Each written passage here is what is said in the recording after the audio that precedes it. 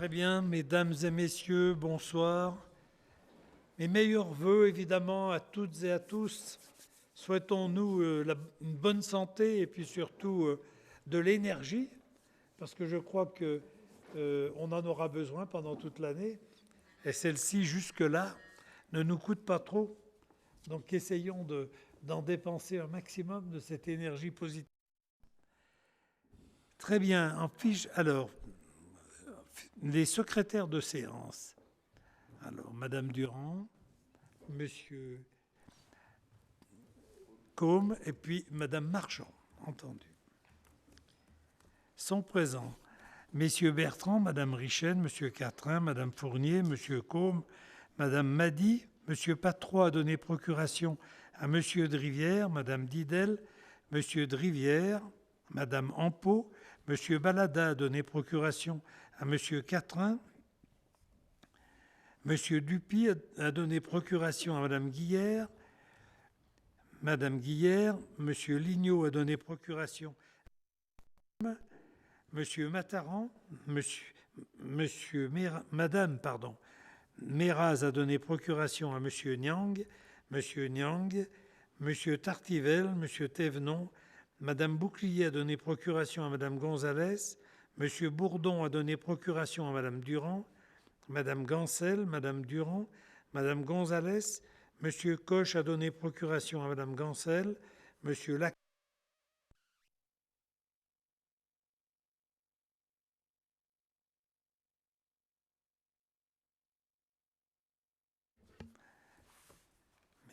Merci.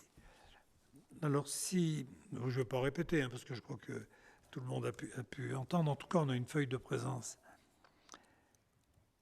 Le premier point de l'ordre du jour, c'est l'approbation du PV de la séance du 6 décembre. Il y a eu effectivement une demande de modification qui a été apportée. Donc, est-ce qu'il y a d'autres remarques? S'il n'y a pas d'autres remarques, nous pouvons aller au vote. Alors, est-ce qu'il y a des abstentions, des contre? Ce PV est approuvé à l'unanimité. Délibération, premier point, finance, remboursement de frais de déplacement à un agent communal. C'est le festival Maillon en scène en 2023. C'est Madame Fournier qui rapporte. Bonsoir. Par sa délibération 2020-72 du 15 juillet 2020, le Conseil municipal a décidé des règles de remboursement des frais de transport, de repas et d'hébergement des agents municipaux lorsqu'ils se déplacent pour les besoins du service hors de leur résidence administrative et hors de leur résidence familiale pour effectuer une mission ou suivre une action de formation en relation avec les missions exercées. Ces règles, telles que définies par le décret 2001-654 du 19 juillet 2001, prévoient que les collectivités doivent délibérer à titre obligatoire sur le montant forfaitaire attribué aux agents en mission, et le Conseil avait fixé les niveaux de ces indemnités forfaitaires suivant le taux maximal fixé pour les personnels civils de l'État, taux maximal autorisé. Le même décret, en son article 7.1, précise que les conseils municipaux peuvent également fixer pour une durée limitée lorsque l'intérêt du service l'exige et pour tenir compte de situations particulières au taux des indemnités de mission et de stage. Elles ne pourront en aucun cas conduire à rembourser une somme supérieure à celle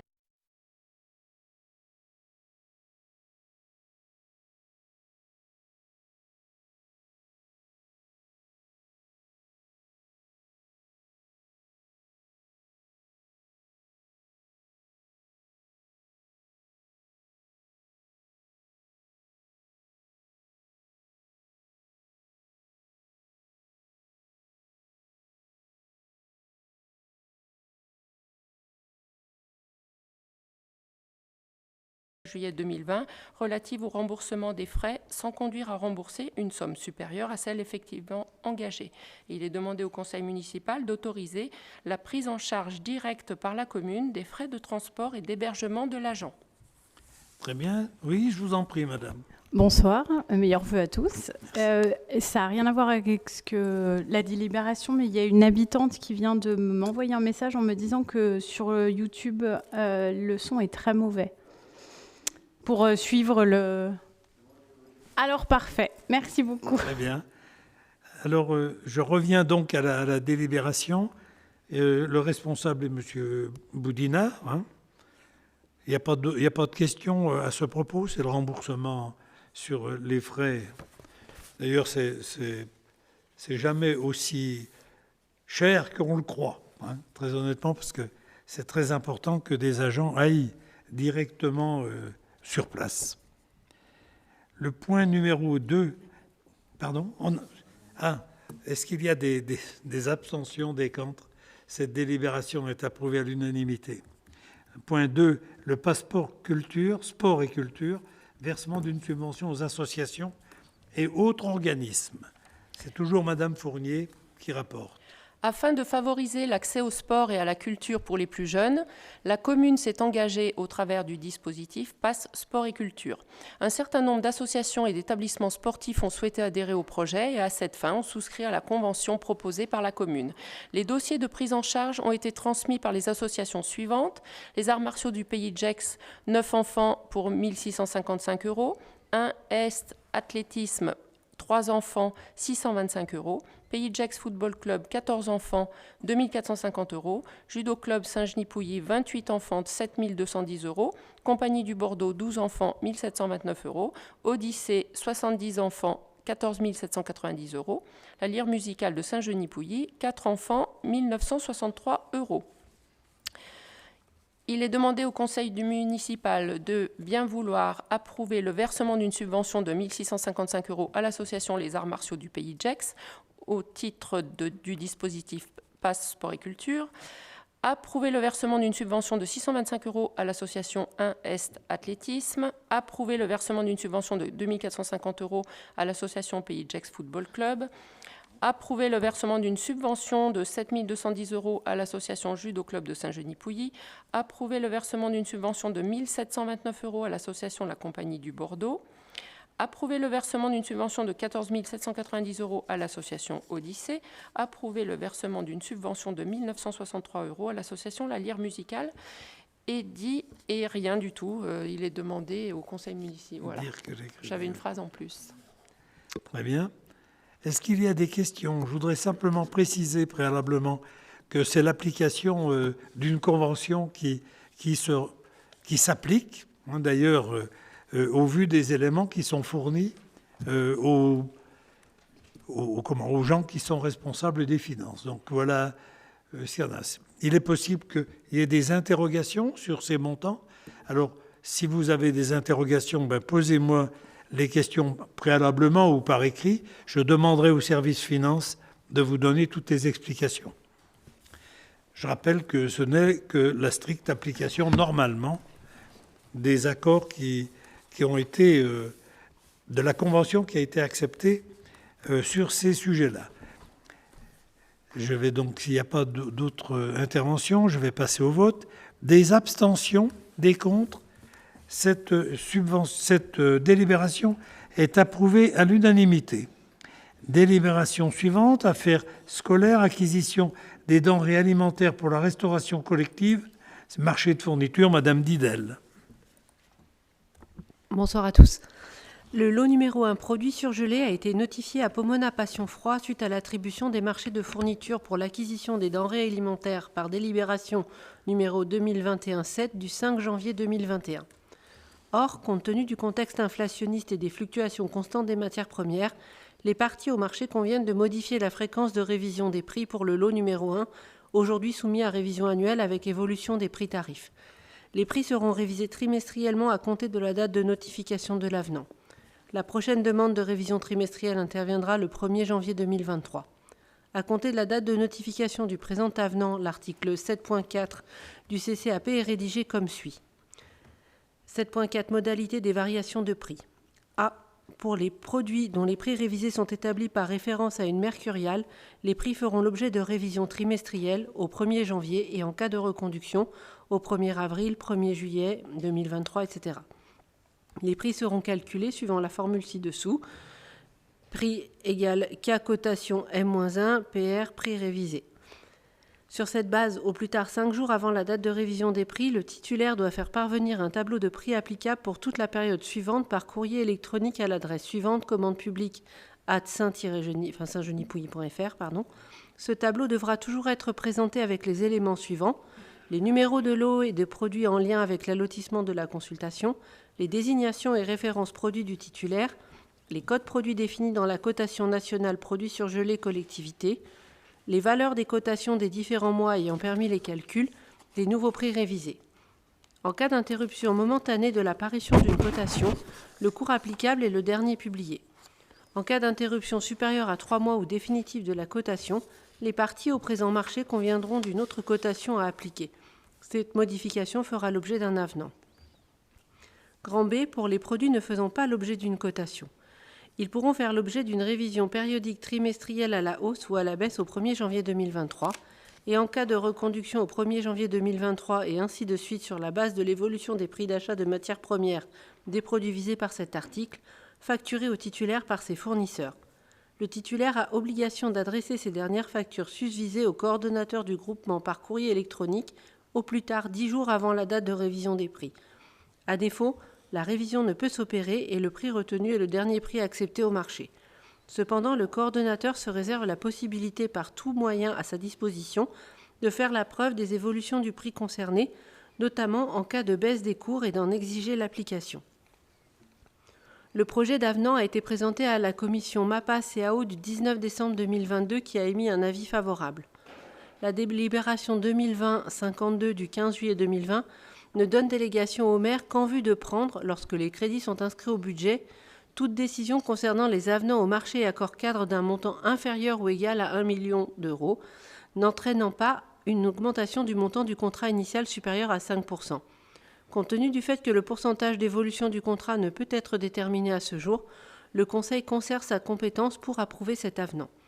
Il est demandé au Conseil municipal de bien vouloir approuver le projet d'avenant numéro 1 pour le lot 1 produit surgelé notifié à Pomona Passion Froid, autoriser Monsieur le maire à le signer ainsi que tout document s'y rapportant. Très bien. Est-ce qu'il y a des questions? Oui. Juste lors de la commission MAPA, est-ce que en fait, il a été décidé quand même d'un prix, d'une majoration plafond? Parce qu'en fait, là, on laisse un peu la porte ouverte à Pomona pour, s'ils veulent augmenter de 40%, ils peuvent le faire. Donc, je n'étais pas dans la discussion, donc c'est juste une question. Mais tout à fait. En réalité, ils doivent fournir les éléments, c'est le préalable qui est donné. Donc, il faudra probablement que de temps en temps, on leur demande effectivement les justifications, sachant que pour le contrat global, ça ne peut excéder les 5%. Mais je suis d'accord que c'est une interrogation normale, parce que dans la délibération telle qu'elle est rédigée là, il n'y a pas de limite donnée à ce fournisseur. Je pense qu'effectivement, on devra veiller à cela. Peut-être pour compléter, Monsieur Bertrand, après, s'il y a des produits qui sont dans des prix qu'on ne juge plus acceptables, on privilégiera d'autres et on travaillera d'autres menus aussi, en fait. Voilà. Non, mais c'était pour le cas pour présent. caper, et après, mais on n'est pas obligé d'acheter non plus des produits qui ne nous conviennent plus. Attention, on est tenu quand même de rester dans les données de marché. Dans le marché, oui. Donc, non, mais je pense qu'effectivement, on est tous attentifs et tous interrogatifs sur l'ensemble de l'augmentation des prix. Parce que quelquefois, tout ne vient pas de l'Ukraine. Je veux dire en conséquence. Donc, je suis assez inquiet sur certains débordements de prix. Très bien.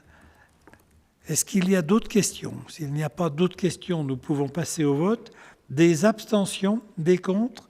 Cette délibération est approuvée à l'unanimité. Délibération suivante, les affaires culturelles, adhésion au collectif Hérissons-nous. C'est M. Quatrin. Oui, bonsoir tout le monde. C'est un peu long pour 50 €, mais ça vaut la peine. Hérissons-nous est un collectif jeune public qui veut fédérer un processus de coopération et mutualisation au service de la création pour l'enfance et la jeunesse.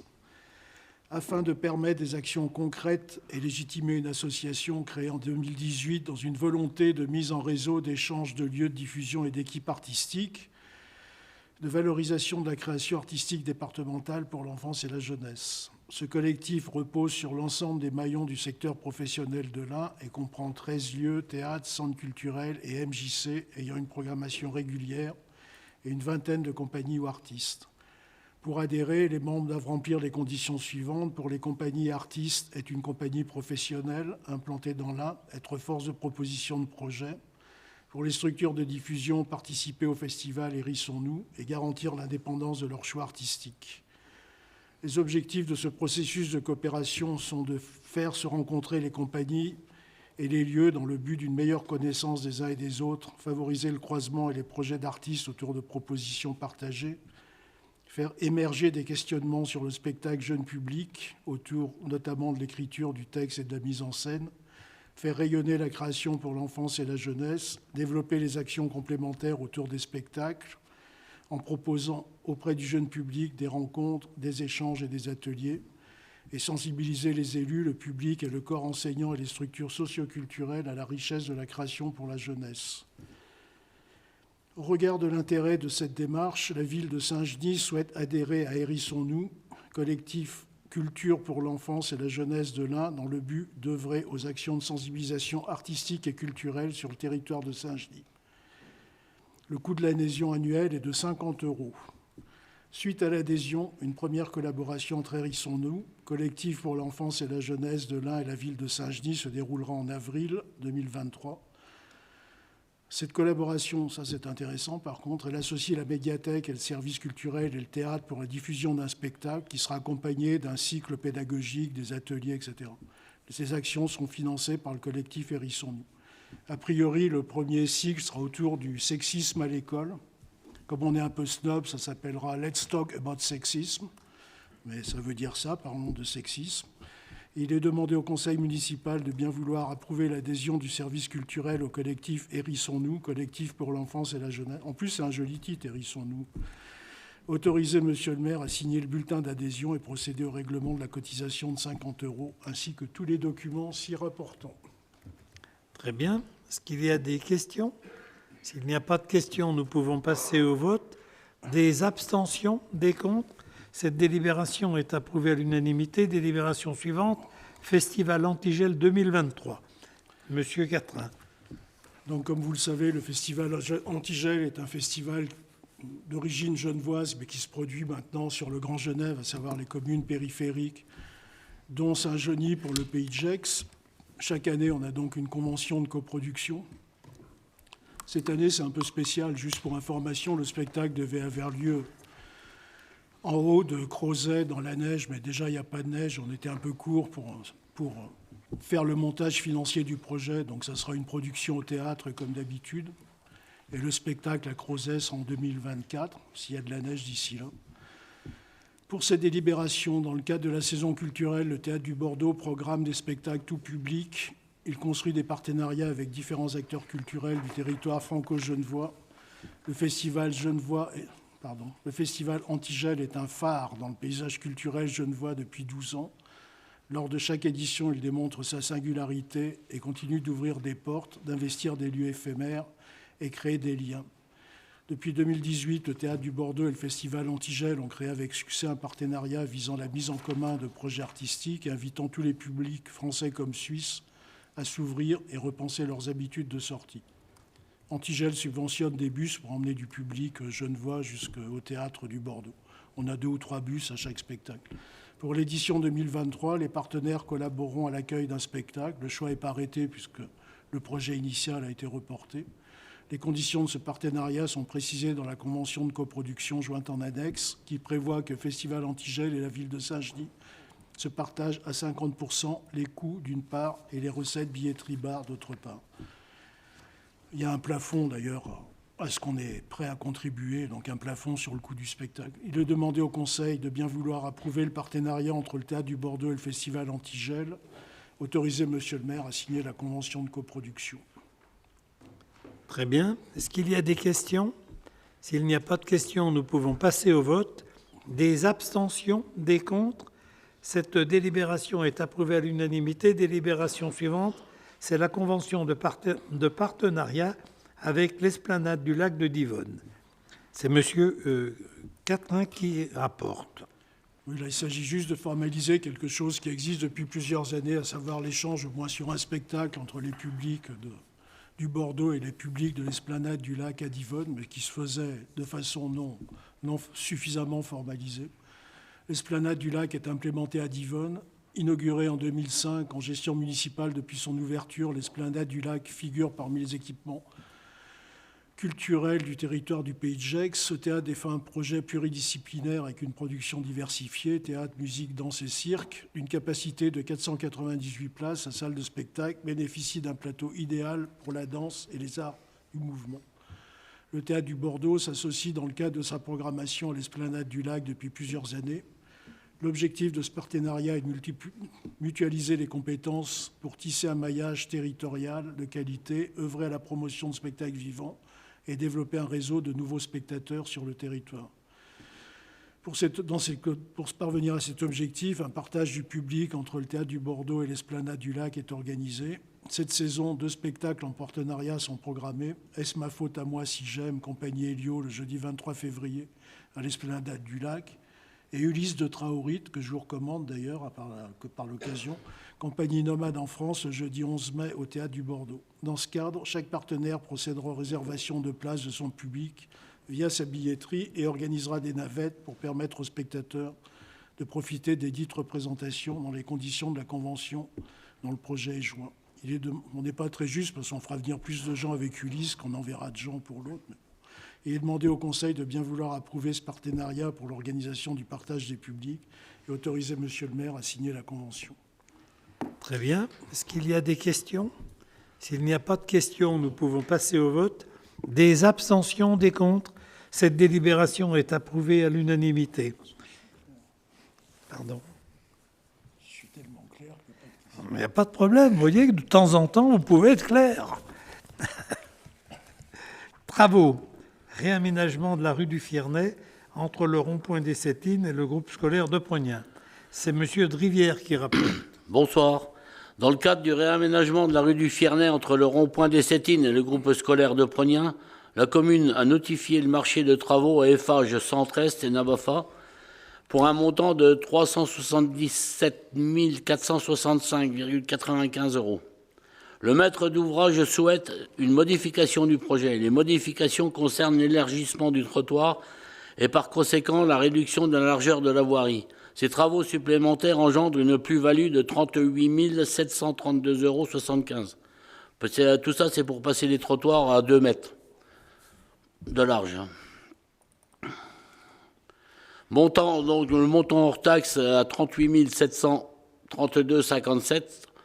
Le nouveau montant du marché est de 416 198,70 €, soit 499 438 € TTC, soit une augmentation de 10,26 par rapport au marché initial. Pour la réalisation des travaux supplémentaires, le délai d'exécution sont augmentés de 2 mois. Le projet d'avenant a été présenté à la commission MAPA-CAO du 19 décembre 2022 qui a émis un avis favorable. La délibération 2020-52 du 15 juillet 2020, donnant délégation au maire en vue de prendre, lorsque les crédits sont inscrits au budget, toute décision concernant les avenants au marché et accords cadres d'un montant inférieur ou égal à 1 million d'euros, n'entraînant pas une augmentation du montant du contrat initial supérieur à 5%, le conseil municipal conserve sa compétence pour approuver ce présent avenant. Il est demandé au conseil municipal de bien vouloir approuver le projet d'avenant numéro 1 au marché de travaux indiqué ci-dessus, attribué à Eiffage Centre-Est Nabafa. Autorisez, monsieur le maire, à le signer ainsi que tout document s'y rapportant. Est-ce qu'il y a des questions? Oui. J'ai une question juste concernant les changements de travaux. Pourquoi est-ce qu'il n'y a pas de piste cyclable qui a été prévue vu que vous avez élargi les trottoirs? Parce qu'on n'a pas la place. Je vous invite à regarder au service technique les plans, vous verrez. N'importe comment, on doit anticiper même le passage d'un bus des transports publics qui passera, je l'espère en tout cas, qui viendra depuis Creuset, Chevry, Prognat, et qui reviendra par la rue de Pouilly, par la rue de l'Église. Et là, on n'a pas les largeurs pour mixer la totalité. Surtout que, pour ce qui est de Prognat, le projet de sécuriser le transport, en particulier les bottes doux, entre Prognat et puis Saint-Genis-Centre, c'est évidemment de passer par le projet que nous avons sur l'espace du Marais, hein, et d'avoir une continuité d'un espace aménagé, protégé, cyclable et mode doux. Hein. Voilà pourquoi, là, ce sont des choix, puisqu'on n'a pas les largeurs. Hein. Et surtout, on ne voudrait pas que ça devienne un argument pour empêcher que le bus passe. Parce qu'évidemment, pour nous, la donnée relative au bus est très importante. Les habitants de Pregnat, en particulier, souhaitent avoir effectivement une ligne de bus. Oui. Et puis peut-être pour compléter, puisque j'habite à Pregnat, les trottoirs qui vont à l'école, ils sont aujourd'hui vraiment pas larges du tout, et c'est compliqué pour les poussettes. Donc ils étaient ni plats ni larges, donc je pense que ce sera bienvenu. Et après, bon, la rue du Fierney, elle est aux heures d'école et de stade. C'est pas une rue qui est très large. Je sais pas si vous voyez comment elle est faite. Enfin, elle n'est pas très large. Il y a beaucoup d'enfants. Oui. Non, mais il y a beaucoup d'enfants aujourd'hui qui vont en vélo sur ce tronçon-là, et c'est pas le plus inquiétant de Pregnat, je pense. Est-ce qu'il y a... Oui, Madame Marchand. Oui, moi je vais rebondir là-dessus, évidemment. Je comprends tous vos arguments qui me paraissent bons pour vous, sauf que je remets toujours sur la table la loi qui vous oblige à, quand on fait des travaux, il faut faire des travaux pour la mobilité douce. Mais c'est toujours la même loi que je vous remets sur la table, et c'est toujours la loi que vous me dites, on n'est pas obligé parce qu'on n'a pas assez de place. Mais en tout cas, la loi, elle est ce qu'elle est, et elle devrait être appliquée même pour ça. Oui, M. Thévenon. Oui, bonsoir. Vous parlez de l'article L228, j'imagine, qui fait partie de la loi LOR. Il ne dit pas exactement ça. Hein. Il ne dit pas qu'il y a obligation, il dit qu'il y a effectivement obligation de créer des itinéraires quand cela est possible. Sinon, c'est de créer globalement des itinéraires sur d'autres lieux pour aller du même point de départ au même point d'arrivée. Donc c'est en fait une... interprétation de la loi L228 que vous avez, hein, que tout le monde peut trouver, qui n'est pas exactement applicable, en tout cas ici en l'état. En tout cas, ce que je constate, c'est que c'est jamais possible dans notre ville à Saint-Genis de faire des aménagements cyclables. Alors, vous aviez déjà parlé de la L228, et on en a parlé ici même concernant la rue de Genève, et typiquement, on vous avait expliqué qu'effectivement, déjà, c'était pas applicable parce qu'on avait également des problèmes de gabarit, et a priori, c'est effectivement le cas pour le projet dont on parle ici. Voilà. Je crois d'ailleurs que le tribunal a été saisi et nous a donné les conclusions pour donner raison à la commune. Alors, Madame Marchand, mais je ne me rappelle pas les termes exacts de la réponse, mais je pourrais effectivement la ramener au conseil municipal, mais je sais que nous sommes évidemment conformes à la loi et que si on a la possibilité, croyez-moi, nous sommes largement aussi attentifs que vous à ces problèmes de sécurité. Hein. Nous sommes même très attentifs puisque nous envisageons d'avoir une structure indépendante de mode doux entre Pregnat et puis le centre de Saint-Genis, et que des réactions relatives au passage sur l'espace du Marais nous ralentissent. Moi, je veux bien, mais à un moment donné, il faudra qu'on puisse passer. Hein. Alors, il faut savoir que nos actions, elles n'ont pas pour but d'empêcher la création de circulation de mode doux. Elle a au contraire la volonté de les installer, de les mettre en place. Et c'est le travail que nous faisons. Très bien. Est-ce qu'il y a d'autres remarques? S'il n'y a pas d'autres remarques, nous passons au vote. Des abstentions? Oui. Très bien. Des contre? OK. Merci.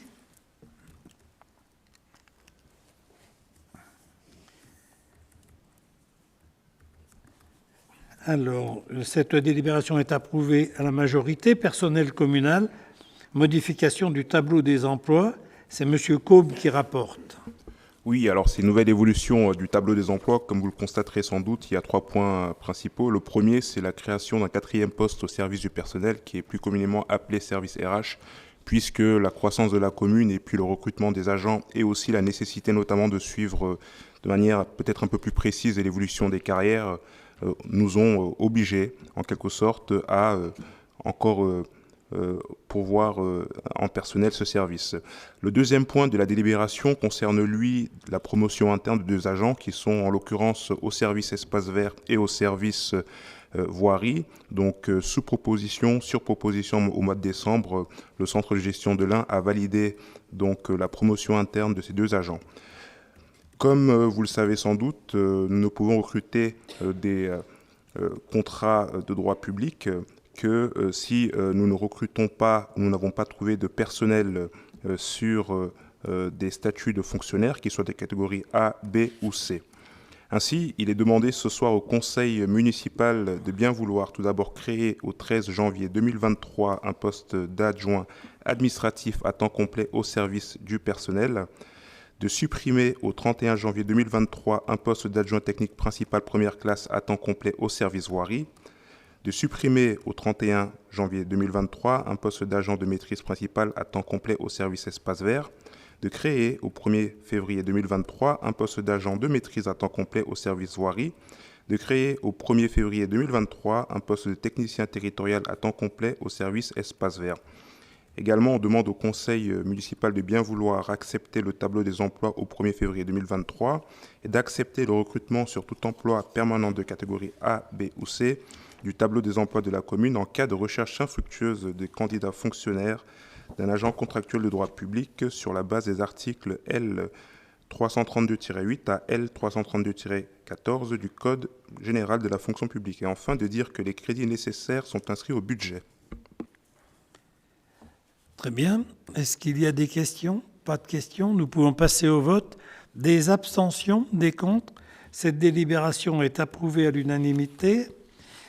Délibération suivante. C'est la proposition de Pagex Aglo pour la répartition du produit de la taxe d'aménagement 2022 et 2023. La taxe d'aménagement est un impôt local perçu par la commune et le département. Elle est due dès l'obtention d'une autorisation d'urbanisme pour toute création de surface de plancher close et couverte dont la superficie est supérieure à 5 mètres carrés et d'une hauteur de plafond supérieure ou égale à 1,80 m, y compris les combles et les caves. Sur la commune de Saint-Genis, son taux est de 5% de la valeur forfaitaire instituée chaque année par l'État. Pour l'année 2022, cette valeur forfaitaire de 820 € mètre carré. La loi de finances 2022, en son article 109, prévoit que tout ou partie de la taxe d'aménagement perçue par la commune est reversée à l'EPCI dont elle est membre compte tenu de la charge des équipements publics relevant sur le territoire de cette commune des compétences de l'EPCI. Dans les conditions prévues par délibération concordante du conseil municipal et du conseil communautaire, par une délibération du 16-11-22 et en vertu de la loi de finances 2022 et de l'article 10 précité, le conseil communautaire de Pagex a décidé de répartir le produit issu de la taxe d'aménagement 2022 et 2023 de ces communes membres de la façon suivante. Pour les équipements futurs réalisés sous maîtrise d'ouvrage de Pagex Aglo dans le cadre de ses compétences, le produit de la taxe d'aménagement sera reversé intégralement par la commune concernée à Pagex Aglo pour la seule part de taxe d'aménagement versée par l'aglo elle-même en cas de copropriété par exemple. Pour les constructions réalisées dans les zones d'activité économique de compétences communautaires, le produit de la taxe sera réparti de la manière suivante. 80% seront à reverser à Pagex Aglo, 20% resteront donc au bénéfice de la commune. Dans tous les autres cas, le produit de la taxe d'aménagement restera intégralement à la commune. Conformément à la loi de finances et à la délibération, Pagex Aglo a demandé aux communes membres de l'EPCI de délibérer dans les mêmes termes.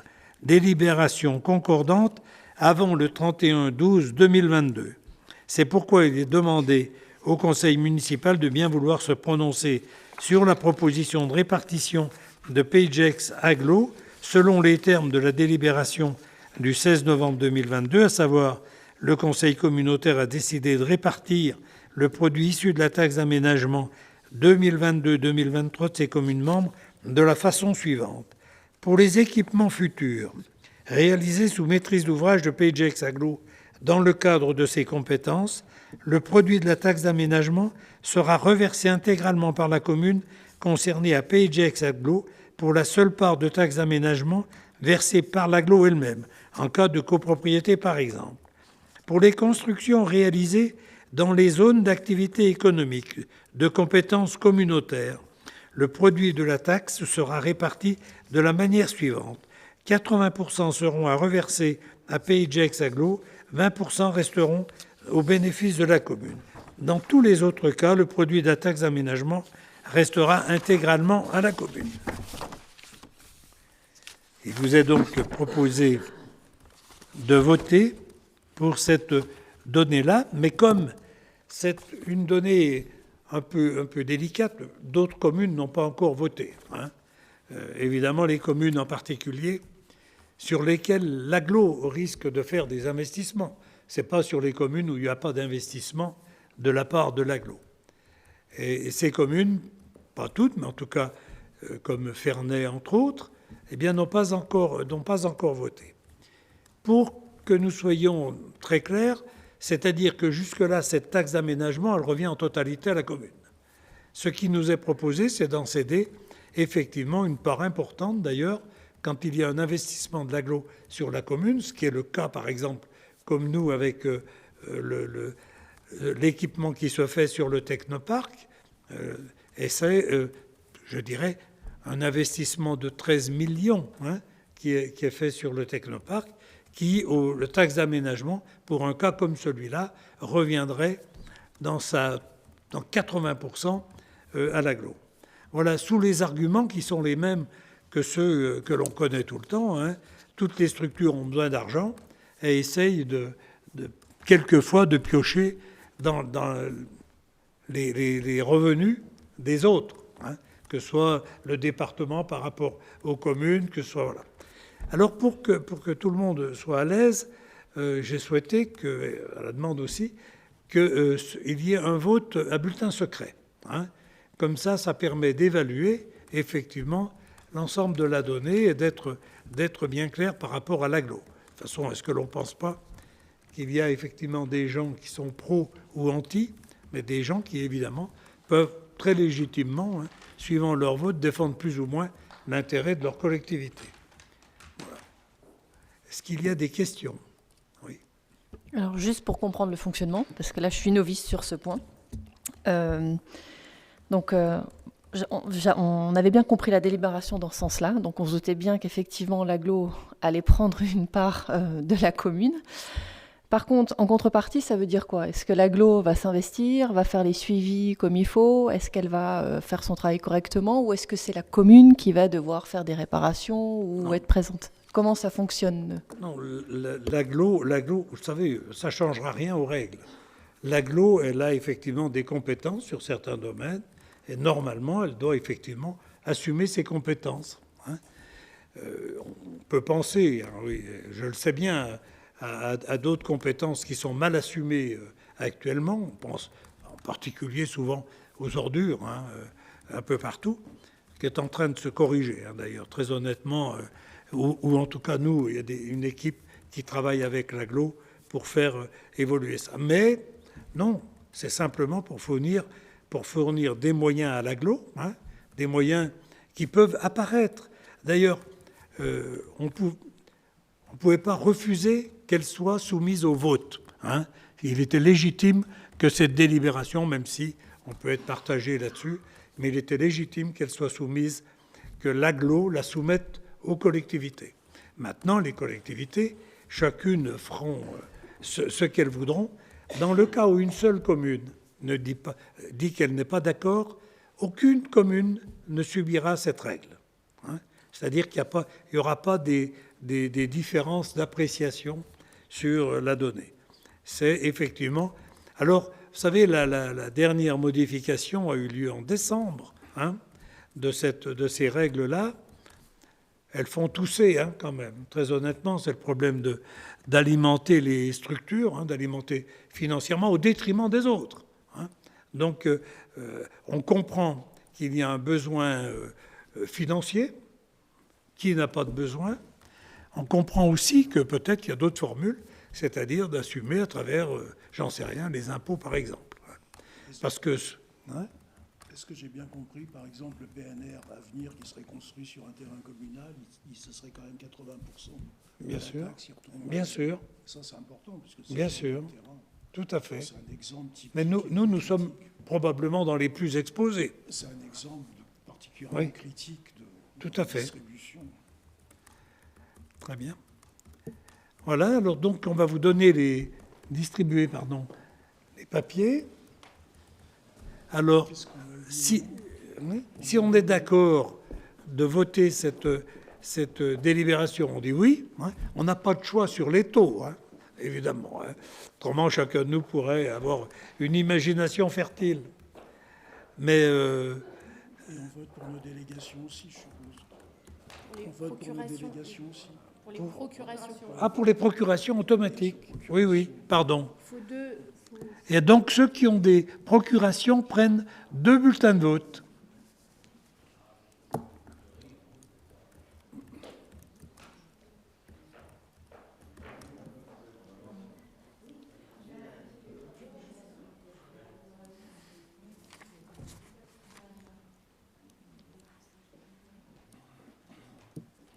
Non, surtout que là, c'est rétroactif, c'est 2022.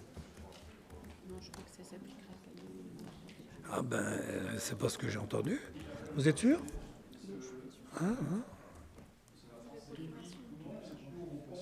Oui, on peut dire oui ou non. Les oui, c'est qu'on approuve la délibération. Les non, c'est qu'on l'approuve pas.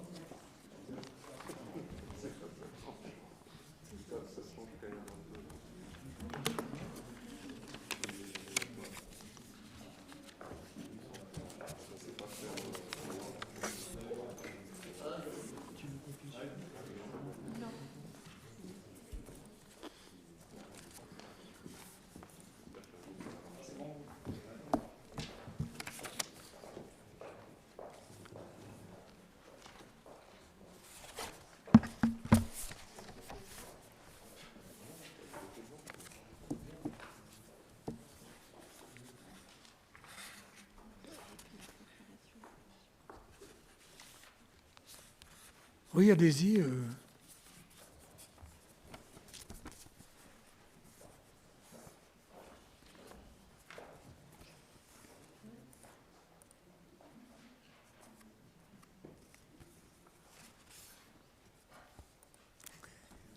Oui. Non, mais il n'est pas rapide, ce garçon. Il fait du sport.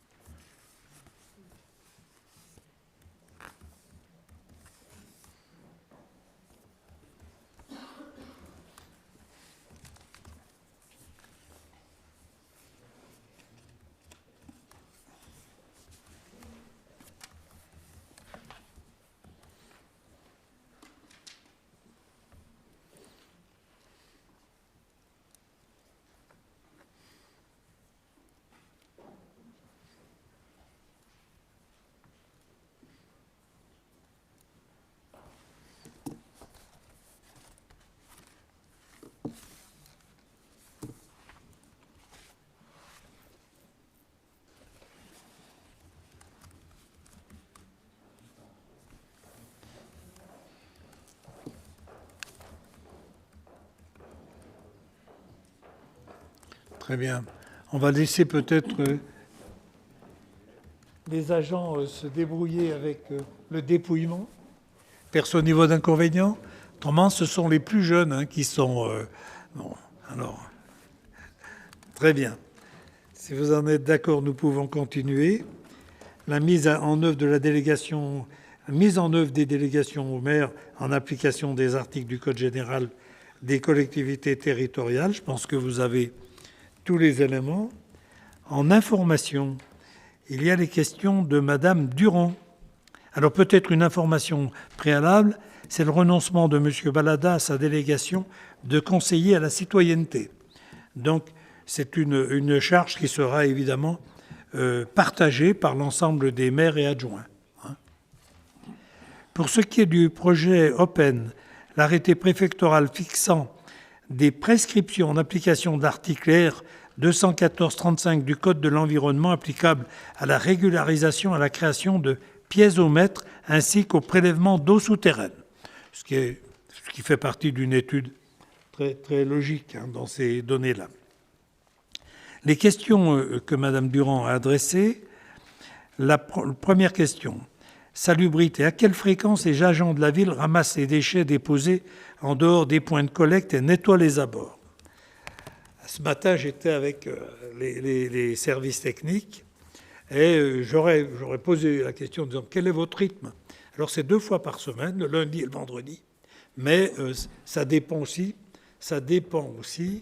des circonstances et des lieux, parce que quelquefois ils doivent intervenir évidemment directement quand on s'aperçoit de cela, mais ils ont tous conscience qu'il faudrait quasiment intervenir journellement. Et je ne vous dis pas le nombre de mails que l'on reçoit de la part des habitants et que l'on partage, et on fait passer ça à l'agglo.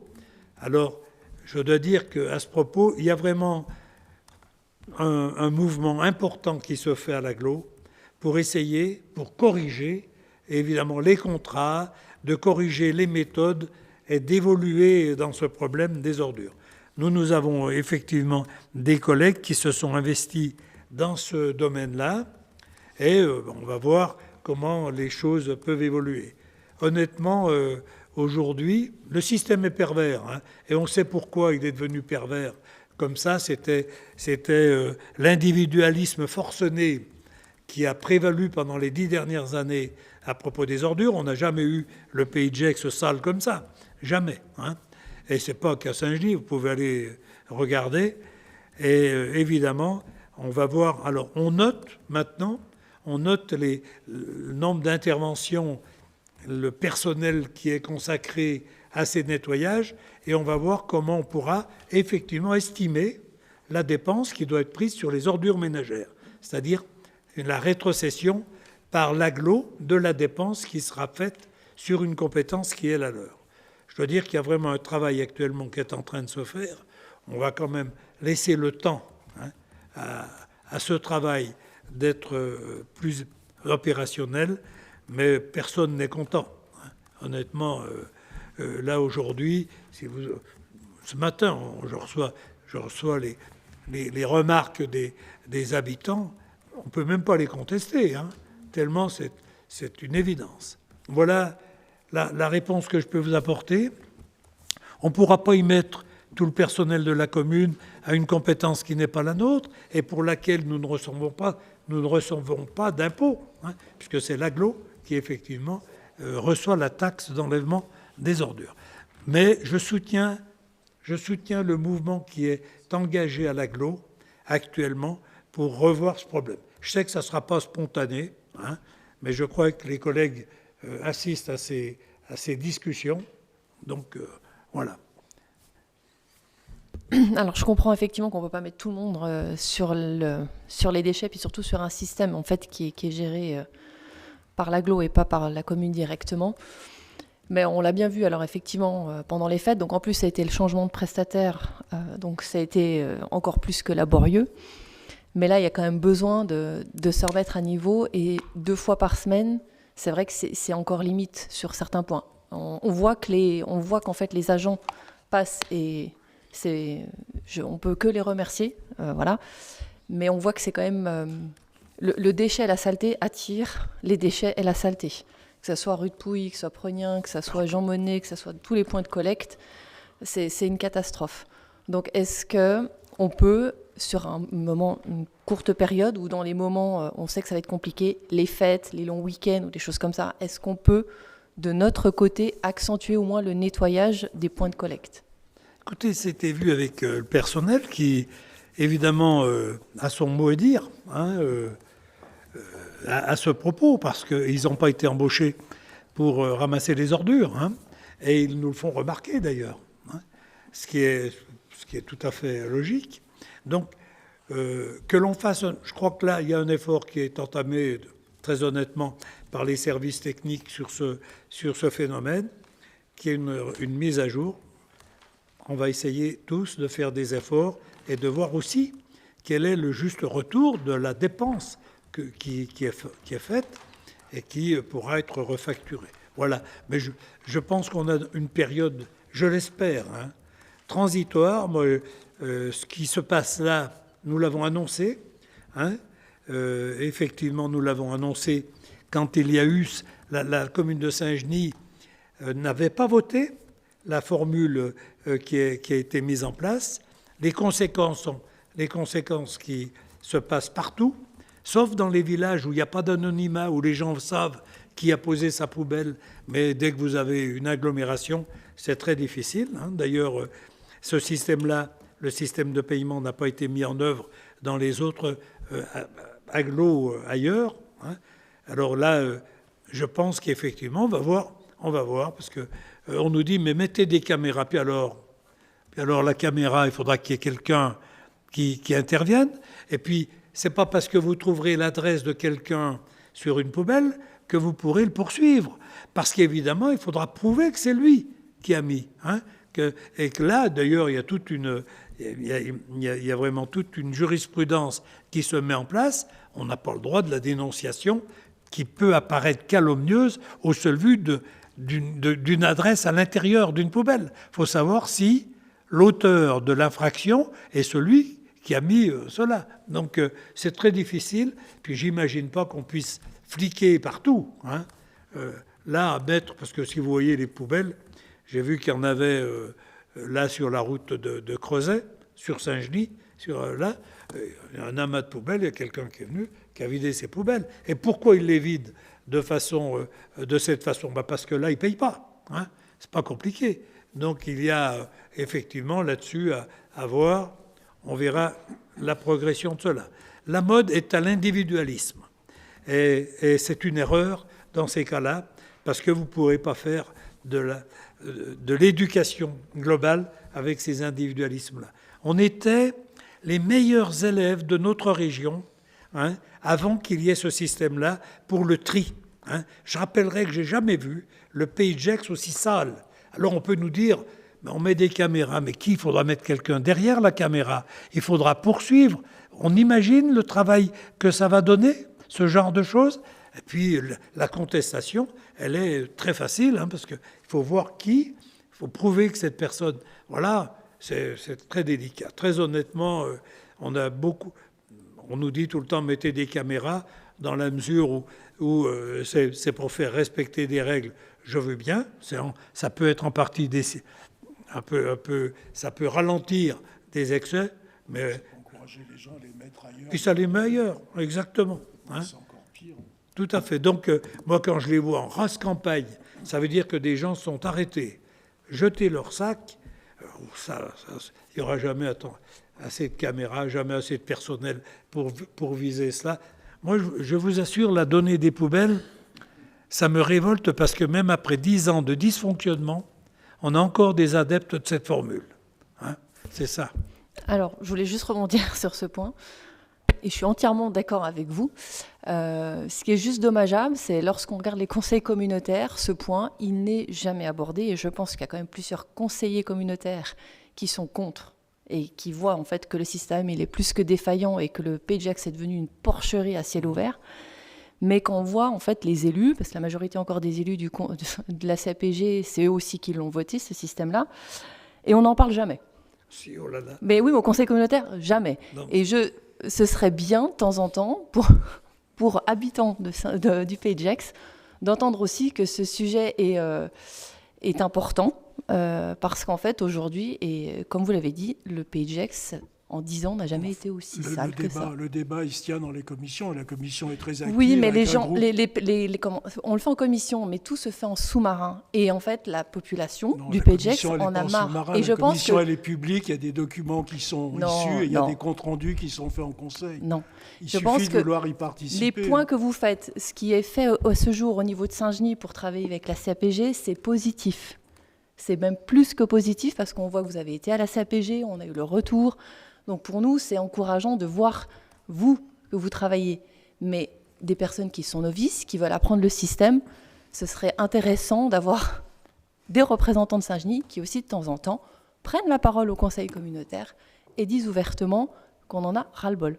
Alors, La commission qu'on a montée à Saint-Gilles, la commission ville propre, elle était ouverte si je peux juste intervenir au niveau de tous les l'intervention. membres du conseil. Et je regrette beaucoup qu'il y en ait eu très peu qui aient participé, qu'on s'est retrouvé finalement que 2 ou 3 à porter le projet, à rencontrer l'agglo. C'était ouvert à tous les gens qui sont ici autour de la table. Donc c'était un excellent moyen de participer au débat, de donner des initiatives et d'avoir le retour. Mais nous, on l'a fait, hein. De façon on marginale. l'a fait, hein, sauf que nous, on ne peut pas participer à toutes les commissions. On est limité en nombre. Hein. Alors, si je peux juste intervenir au niveau du fait que vous dites que la participation des élus de Saint-Genis-Pouilly ne se fait pas entendre lorsqu'il y a des délibérations ou qu'on ne motive pas des délibérations qui seraient pour critiquer ce système, je tiens juste à vous dire qu'à chaque fois que ce thème est abordé dans le cadre du conseil communautaire, on a aussi eu des séminaires dans lesquels on a rappelé que le système ne fonctionne plus, où on a encouragé les élus aussi à aborder d'autres voies pour qu'on puisse améliorer les choses, voire les réformer.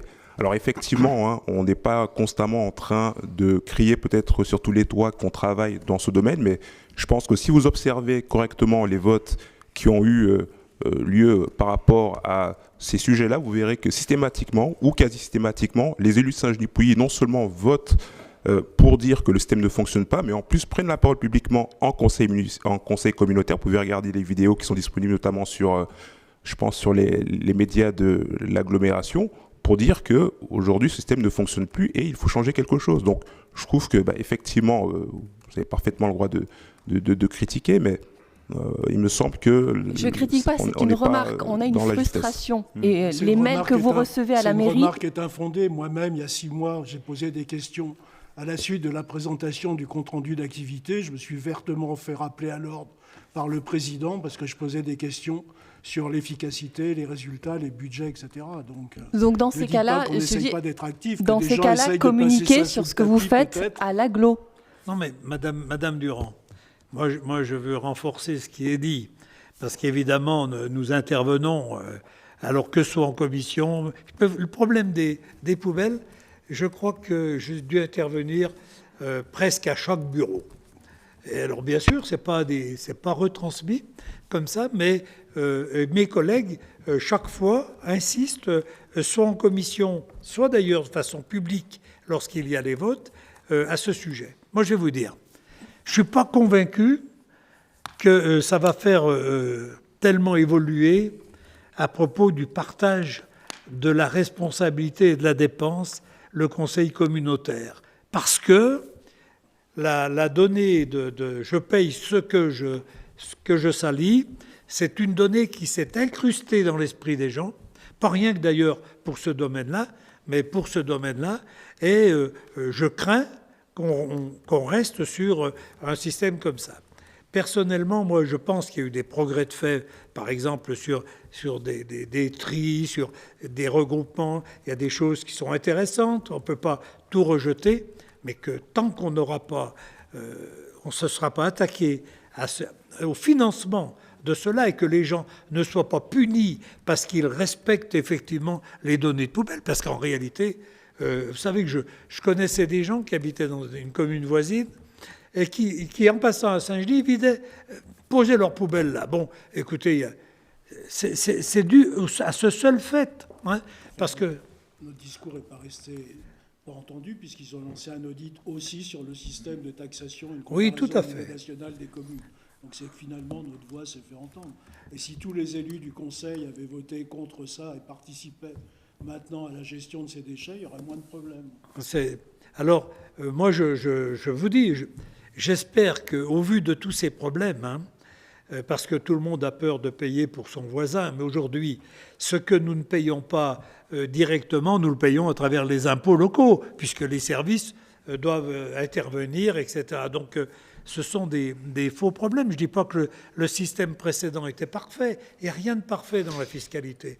Mais au moins, tout le monde se sentait concerné et personne n'était puni de se comporter bien. Hein. Tandis que là, aujourd'hui, si vous mettez votre sac ailleurs, eh bien, vous ne payez pas. Donc, c'est vraiment un problème. Moi, je pense que ce n'est pas qu'un problème de poubelle. Demain, on aura d'autres problèmes comme ça, où il faudra dépasser un petit peu la donnée individualiste, et il y a du collectif qui est très positif. Hein.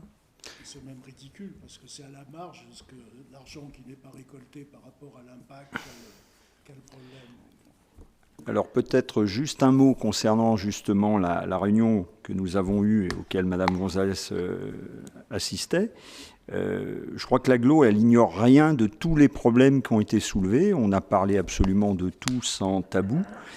Donc effectivement, il y a des axes de travail qui sont en cours. Alors ils m'apparaissent effectivement très longs parce que encore aujourd'hui, demander à des cabinets d'analyser une situation que globalement tout le monde connaît, on sait que ça va prendre des mois, pour pas dire davantage, pour une situation qu'on connaît. Bon, après, il y a des choses effectivement positives. Il y a l'élimination, par exemple, d'un prestataire qui a été inefficace. Donc voilà, on peut trouver que ça a été long de se rendre compte qu'il était inefficace, mais on est arrivé à cette conclusion-là. Il avait malheureusement un contrat. Bien sûr, et que bien sûr. C'était une voilà.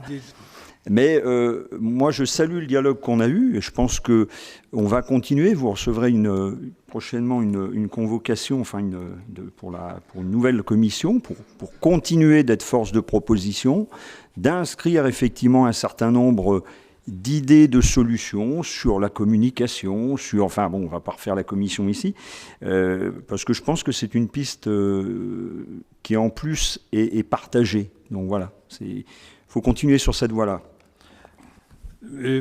Moi, je suis évidemment, comme la plupart des habitants aujourd'hui, extrêmement fatigué des mots. Hein, c'est-à-dire qu'on voudrait voir des actions. Moi, je veux bien qu'on nous dise on va faire des études, etc., mais on sait tous que ça peut durer et que ça a trop duré. Donc, évidemment, nous manifestons auprès des responsables de l'AGLO ces impatiences. Hein, parce que moi, les études qui durent, quand je vois... Enfin, il y a des endroits où on m'envoie des photos. Mais je vous assure, c'est honteux, quoi. Hein, et c'est pas dû au fait que les services techniques n'interviennent pas, parce qu'eux aussi, ça les gêne. Hein, parce qu'eux aussi, ils ont une capacité d'analyse et dans le vécu qu'ils ont sur leur secteur, ils n'apprécient absolument pas. Donc, moi, je m'associe effectivement complètement aux remarques, et puis en espérant qu'effectivement, ça ne mette pas une éternité, mais comme vient de le dire Philippe Thévenon, il y a un groupe qui travaille chez nous avec l'AGLO là-dessus, et je souhaite qu'il y ait des rapports très réguliers au conseil municipal pour vous dire où ça en est. Comme ça, ça permettra de mesurer l'efficacité et l'évolution de ce travail. Alors la deuxième question, c'est l'intercommunalité. Vous proposez aux habitants des séances de travail pour qu'ils puissent approfondir leurs connaissances sur les dossiers. Puis après vous dressez un emploi du temps. Non, madame, c'est pas comme ça. Je veux dire, oui, moi je pense que nous avons très légitimement un devoir de transmission, pas rien qu'au Conseil, aux habitants qui le souhaitent, de transmission de notre connaissance des dossiers. Voilà ce que je souhaite. Alors, on demande que les gens se fassent connaître, et puis avec eux, suivant aussi les possibilités que nous avons, le maire, les adjoints, que nous avons en temps libre, que nous avons la possibilité d'organiser avec les gens qui le souhaiteront, eh bien, le passage un petit peu d'infos. Hein. Je vais vous dire, il y a des infos qui sont principales, que je crains évidemment, où je pense qu'on doit associer les habitants de façon directe. C'était l'ancien système, un ancien système, vous êtes trop jeune pour l'avoir connu, qui était des questions de groupes de travail dans la ville. On avait fait ça. Hein. Mais aujourd'hui, par exemple, je suis très inquiet sur la donnée de l'aménagement Porte-de-France, hein, qui est le sujet principal. Hein. Il ne s'agit pas là d'entre nous d'essayer le sujet, d'une part, des retards des travaux du Carrefour, hein, que le conseil départemental tergiverse à ce propos, et puis l'aménagement de Porte-de-France. Hein, l'aménagement de Porte-de-France, puisque pour nous, c'est une vitrine. Donc nous avons négocié Porte-de-France Sud en imposant, je le dis bien, ce n'était pas si facile, aujourd'hui tout ça apparaît, en imposant le lycée au bon endroit, la piscine au bon endroit, la maison médicale, et seulement de compléter avec des logements. Donc de l'autre côté, on n'a pas la même possibilité, puisque maintenant c'est évidemment intercommunal, la donnée de l'agglo sur l'aménagement.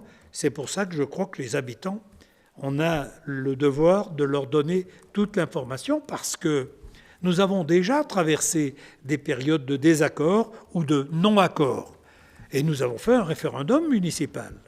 Et ce référendum municipal, il a remis en cause un grand aménagement qu'il y avait dans le Pays de Gex. Donc, je crois qu'à un moment donné, sur des aménagements, si vraiment ils ne sont pas dans l'intérêt public de Saint-Genis et dans l'intérêt public que nous ressentons pour le Pays de Gex, nous pourrons, avec les habitants, voir si nous aurons besoin de faire des actions de cette nature. Parce qu'honnêtement, aujourd'hui, cet attentisme pour Porte-de-France, écoutez, il y a de quoi se révolter. Les gens, aujourd'hui... Alors, on parle beaucoup des cyclistes, c'est vrai qu'ils sont en danger, mais il n'y a pas que.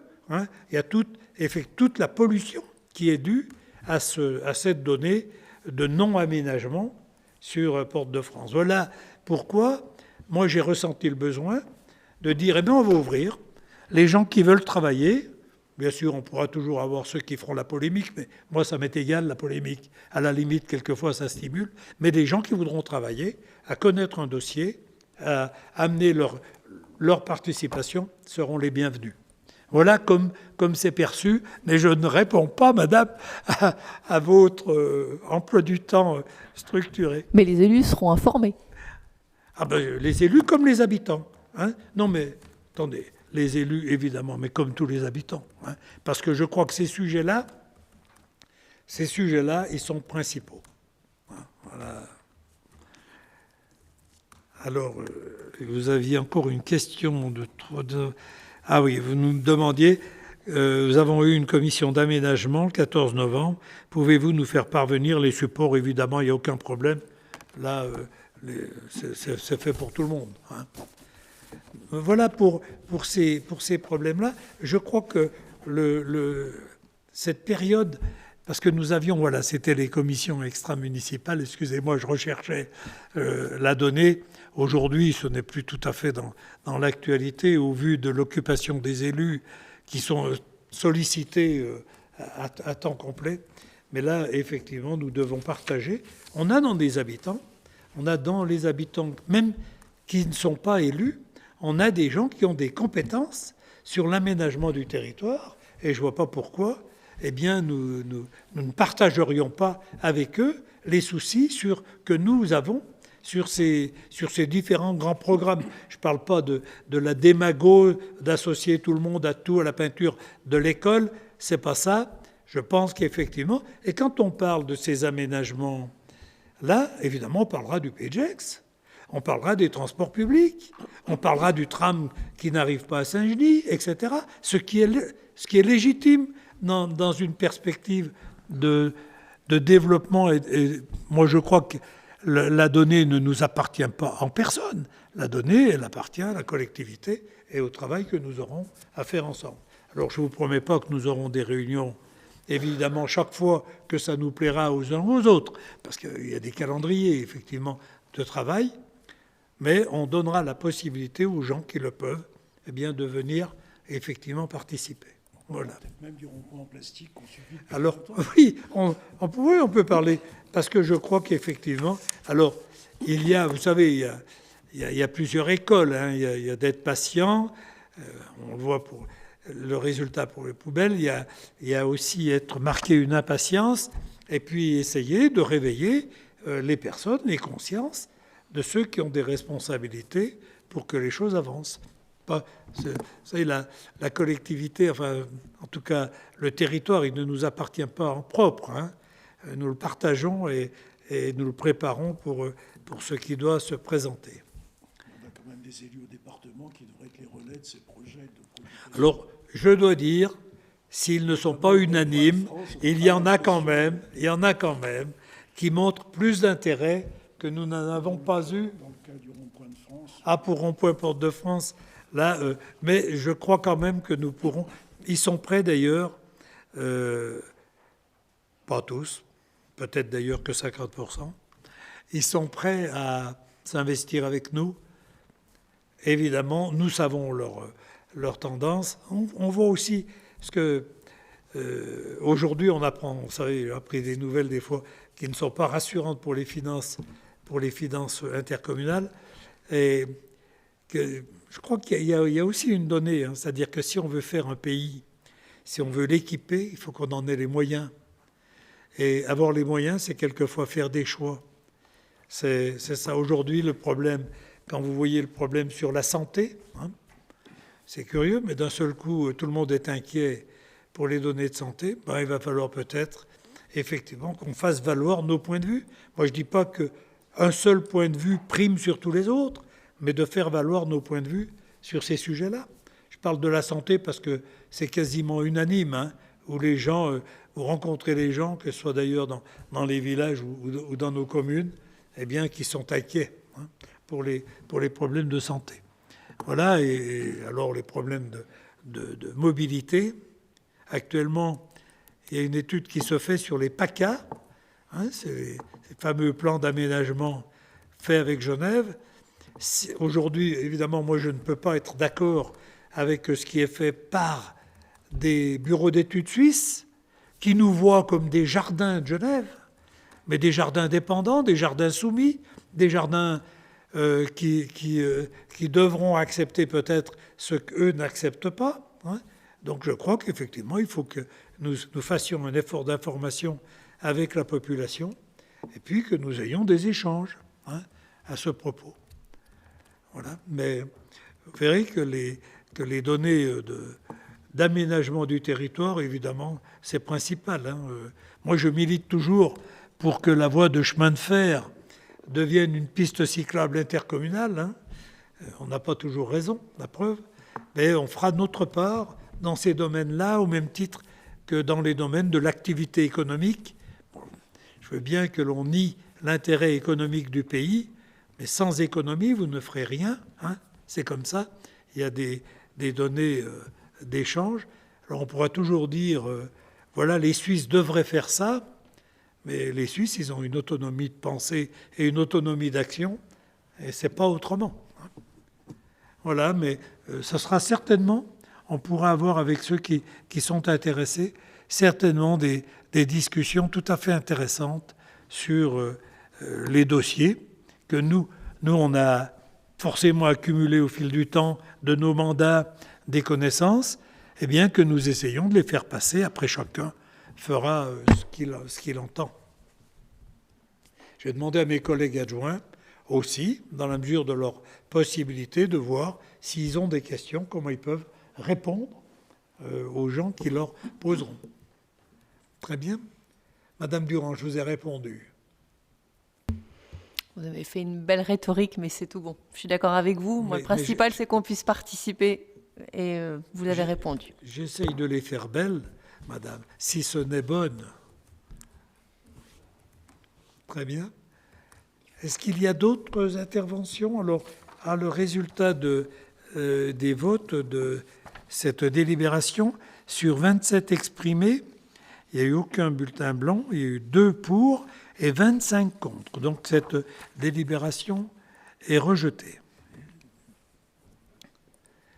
Voilà, mesdames et messieurs, je vois qu'on termine le conseil.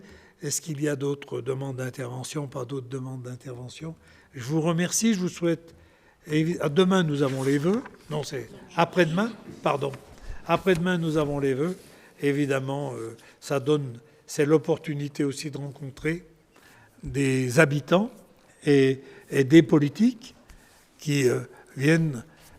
Ça permet d'avoir des échanges. Je vous invite donc à participer à ces vœux.